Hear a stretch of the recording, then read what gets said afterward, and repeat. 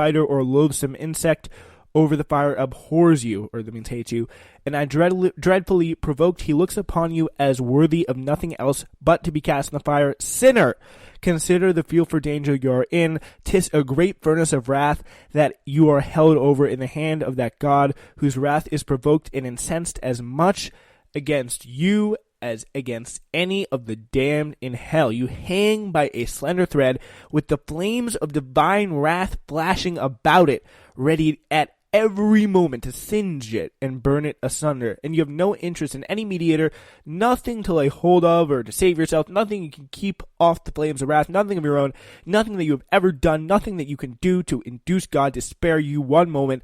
But this is the dismal fate of every soul in the congregation that have not been born again. So that was, he says, you guys are screwed, but there's a path. Become born again Christians. Become more committed to the faith. So that was a big part of the Great Awakening, just to go through and explain that for you. Books brought European Enlightenment to America as well, and even people like Ben Franklin and all of his he was probably one of the first and biggest Enlightenment thinkers, and he was a not very religious guy. But even he respected the Jonathan Edwards, mixing those two guys up. George Whitefield is the other guy. He was like, this dude can talk. He can convince people, so I respect him for that. So that's an important thing to remember. So Franklin, he wrote Poor Richard's Almanack. It's under a pseudonym or a fake name, lending libraries, fire companies, and hospitals some of his knowledge. Deism, which his belief is the main Enlightenment religion, is God is the great watchmaker whose perfect laws run the universe. So pretty much God controls science is pretty much what he's saying there. His proof that lightning was electricity was probably one of his biggest, greatest inventions. He's a pretty smart guy. He doesn't get all the credit really that he deserves, I think, for that. But another idea here is that the British colonies experienced a gradual Anglicization over time, developing more autonomous political communities based on English models with influence from intercolonial commercial ties. So pretty much what that means, they're becoming more English, more unified, more kind of one. All colonies spoke English as the main language. Upper classes were there. And the upper classes in the colonies were modeled off of the upper class British life, from houses to clothing to carriages to education of sons to the reading of the music. Everything was very much modeled off British upper class life. Currency largely depended on the British bills of credit. Every colony tied into the British trading networks. British books and literature were widely read. They didn't really have that much of their own culture really originally, but they did kind of live different lifestyles as well, and just the way that they did things, and they're kind of looser, increasingly looser, until at least the French and Indian War relationship with the mother country. Enlightenment books also spread anti-authoritarianism, helping lay the groundwork for the revolution as time wore on there. Political ideas heavily shaped by reading the Real Whigs and their conspiracy theory forms of ideology, backbone of the American Revolution, along with John Locke's theory of government and revolution, the idea that the government has to be accountable to the people, and if not, the people can overthrow it. That's a big idea that kind of led things. You see, they're really culturally unified in the beginning. They all speak the same language. They do British things. They try and be like British people. But Enlightenment ideas started to trickle things in, and people started talking about the high taxes. People started talking about maybe things aren't the absolute best here anymore. Maybe we need to do something about that. So, yeah. British didn't really like that. They took over Virginia as a royal colony. English Puritans Navigation Acts attempted to control colonial trade.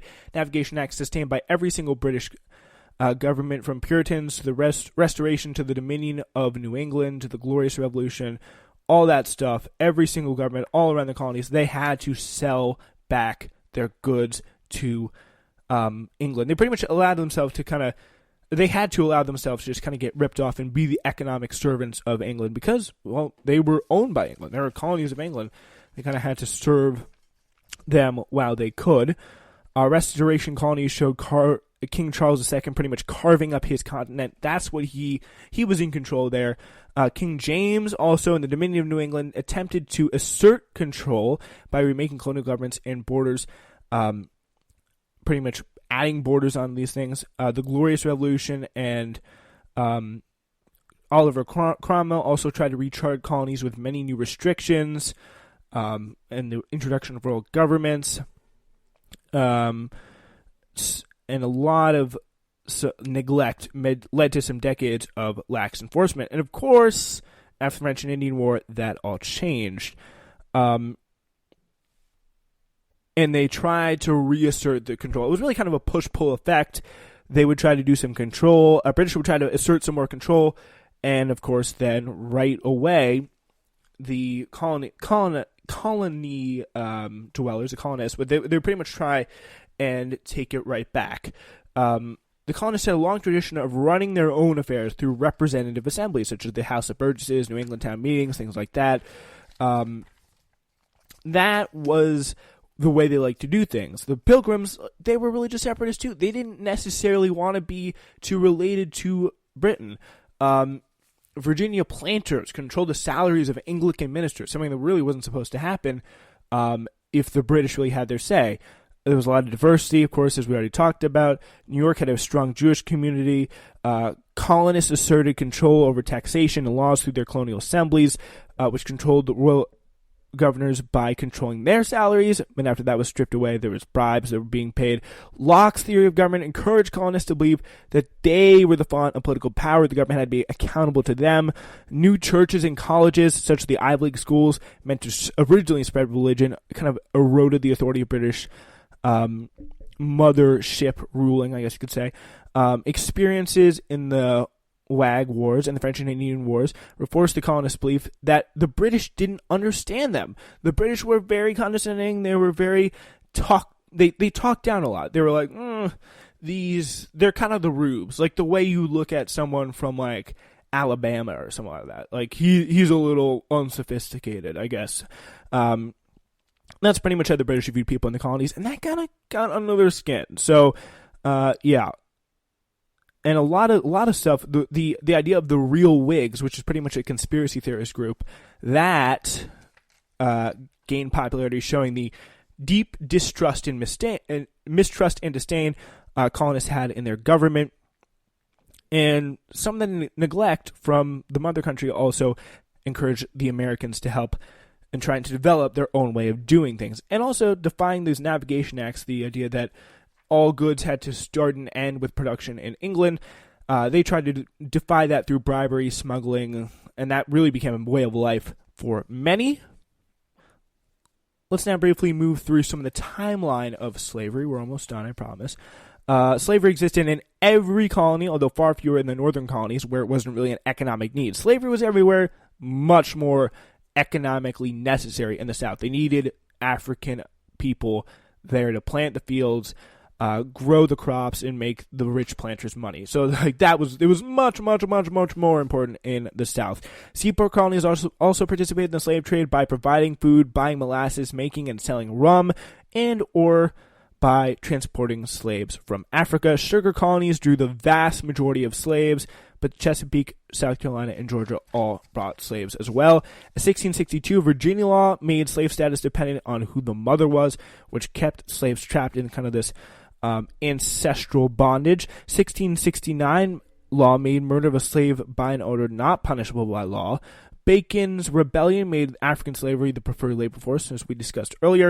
1692, interracial sex was made illegal, widely ignored by white males, but still a major infraction for black males. So that's the thing. Virginia made all Africans, by definition, slaves. Other laws passed included Africans not being able to own guns, join militia, or own white indentured servants, or be freed by religious conversion. So that took out all their methods. Africans did try to resist. It was Stono Rebellion was a big rebellion. Cooperation was the most common response. This was the easiest and carried rewards. Passive resistance was common as well, by working poorly, working slowly, or accidentally, quote-unquote, breaking things. Theft or sabotage, violence, or murder. Intermarrying with Native Americans, fleeing to towns, or hiding as a free man. Chesapeake slaves often did manage to form families and pass on family names, traditions, and knowledge. African rituals, scarring persisted. So they tried to kind of keep some of their African culture during all this hardship. So that's a little bit about slavery. And that is pretty much all we have for you today. So best of luck in the test. Probably not all of this stuff is going to be on the test, but I do want to kind of give you everything that you could. Hope you enjoyed the show. If you want to support SWRN, please go, if you're listening to this episode on Spreaker.com/TSWS, scroll down to the website section, scroll all the way down, and you can go buy a shirt that will support the show. Yes, I do have some merch available, so go check that out.